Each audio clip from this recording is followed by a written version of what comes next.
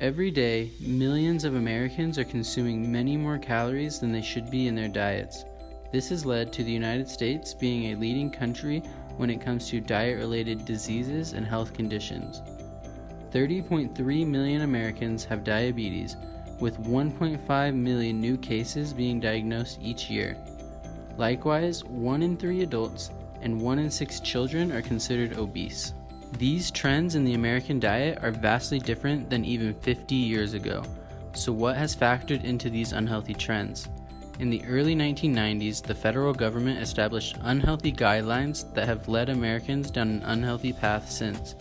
Marketing for unhealthy food through children's TV advertisement has led to a generation with preferences aimed at unhealthy food. And sugar having addictive tendencies has led to an increased rate of consumption. We were told to eat less fat and more carbs. And this low-fat craze led to the government's food pyramid, which came out in 1992.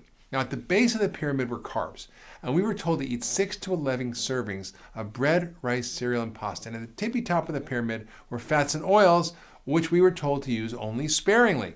The food industry jumped on board with this low-fat craze, and they created everything from low-fat salad dressing to fat-free yogurt to low-fat desserts. And like good citizens, we listened to what our government advised. And now the average American consumes 152 pounds of sugar and 146 pounds of flour every year.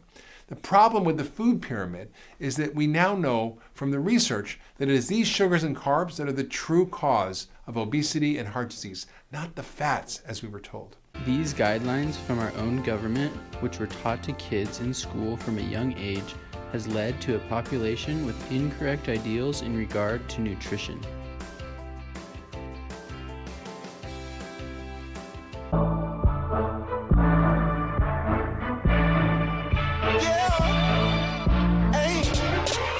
It's the thirstiest time of the year.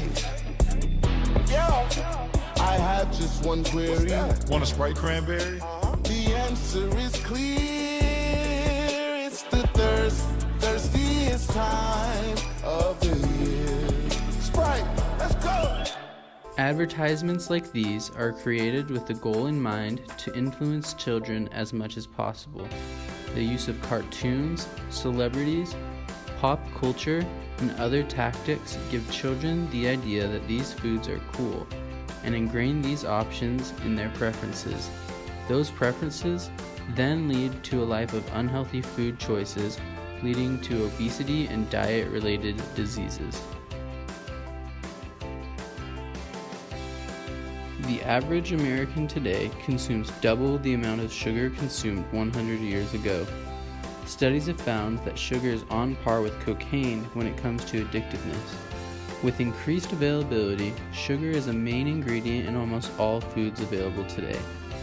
Children raised on diets high in sugar will be addicted throughout their lives, increasing their chances of diet-related diseases. Without changes, the health of the United States is in jeopardy. Change can be influenced through voting for leaders with America's health in mind, buying and eating healthy foods yourself to give food producers less incentive to keep selling unhealthy foods, and influencing younger generations to steer them towards a healthier future.